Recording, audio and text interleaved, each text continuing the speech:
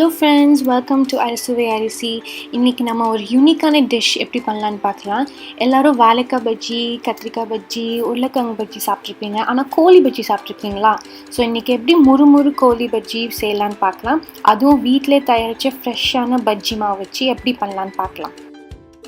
எல்லோரும் ரெடிமேட் மாவு தான் யூஸ் பண்ணுவாங்க. ஆனால் அது உடம்புக்கு நல்லதில்லை, ஏன்னா கெமிக்கல்ஸ், ப்ரிசர்வேட்டிவ்ஸ்லாம் சேர்த்துப்பாங்க. ஸோ வீட்டிலே எப்படி பஜ்ஜி மாவு பண்ணலான்னு பார்க்கலாம். அதுக்கு தேவையான பொருள் 1 கப் கடலை மாவு, 3 டீஸ்பூன் அரிசி மாவு, 1 டீஸ்பூன் பேக்கிங் பவுடர், 1 கப் தண்ணி, 1 டீஸ்பூன் உப்பு, அப்புறம் கடைசியாக 2 டீஸ்பூன் மிளகாய் தூள்.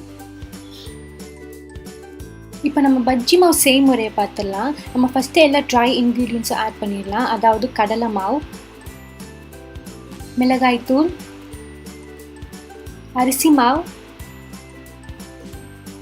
உப்பு,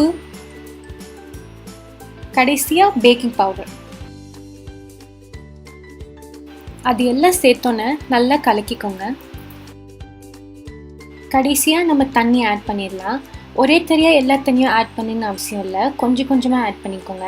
ஏன்னா ஒரே தனியாக நீங்கள் எல்லா தண்ணியும் ஊற்றிட்டா அந்த பேட்டர் ரொம்ப தனியாக போயிடும். ஸோ அதனால் கொஞ்சம் கொஞ்சமாக ஊற்றினீங்கன்னா நம்ம தேவையான பதத்தில் நம்ம கொண்டு வந்துடலாம். உங்கள் மாவு இந்த கன்சிஸ்டன்சியில் இருந்தால் அது ரெடின்னு அர்த்தம். இப்போ நம்ம அந்த பஜ்ஜிக்கு தேவையான சிக்கன் எப்படி ரெடி பண்ணலான்னு பார்க்கலாம். நான் இன்றைக்கி 500 கிராம் முள் இல்லாத கோழி யூஸ் பண்ணுறேன். ஆனால் நீங்கள் முள் உள்ள கோழியும் யூஸ் பண்ணலாம். ஸோ இப்போ நம்ம அந்த கோழியை பாயில் பண்ணிடலாம். அதுக்கு ஒரு பேனில் கொஞ்சம் தண்ணி ஆட் பண்ணிவிட்டு கோழியும் ஆட் பண்ணிடலாம். அந்த சிக்கனோட ரா ஸ்மெல் போட்டுக்கானி நான் 1.5 டீஸ்பூன் மஞ்சள்தூள், அப்புறம் 1 டேபிள் ஸ்பூன் இஞ்சி பூண்டு விழுது ஆட் பண்ணியிருக்கேன். அப்புறம் 1 டீஸ்பூன் உப்பு ஆட் பண்ணிக்கோங்க சீசனிங்க்கு. ஸோ நம்ம அந்த கோழிக்கு தேவையான எல்லா பொருளும் ஆட் பண்ணோன்னே ஒரு 25 நிமிஷம் இது வேக வைக்கணும். அப்போ தான் அந்த சிக்கன் நல்ல டெண்டராக ஜூஸியாக இருக்கும். சிக்கன் நல்லா வெந்தோன்னே இதே மாதிரி சின்ன சின்ன பீஸாக பிச்சுக்கோங்க.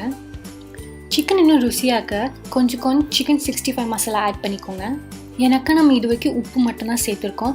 ஸோ உங்களுக்கு இன்னும் அந்த கோழி காரஞ்சாரமாக இருக்குது நீங்கள் ஆசைப்பட்டீங்கன்னா கொஞ்சம் சிக்கன் 65 மசாலா யூஸ் பண்ணிக்கோங்க. உங்கள் காரம் கொஞ்சம் அதிகமாக இருக்குன்னு ஆசைப்பட்டிங்கன்னா அதிகமாக சேர்த்துக்கோங்க, கம்மியாக இருக்குன்னு ஆசைப்பட்டிங்கன்னா கம்மியாக சேர்த்துக்கோங்க. ஆனால் உங்கள் வீட்டில் இருக்கிற குட்டீஸ் அப்புறம் பெரியவங்களுக்கெல்லாம் காரம் பிடிக்காட்டி நீங்கள் அந்த மசாலா சேர்த்துக்கவே வேணாம், டைரெக்டாகவே அந்த கடலை மாவில் எடுத்து பொரிச்சிடலாம்.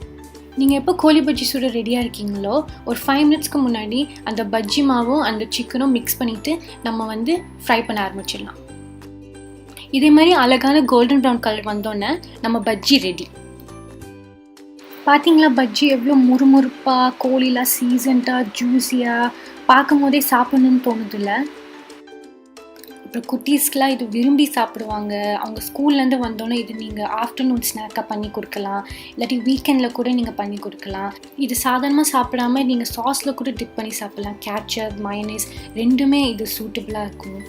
இந்த டிஷ் உங்களுக்கு பிடிச்சிருக்கா? இதே மாதிரி நீங்கள் விதவிதமான டிஷ் ட்ரை பண்ணுமா?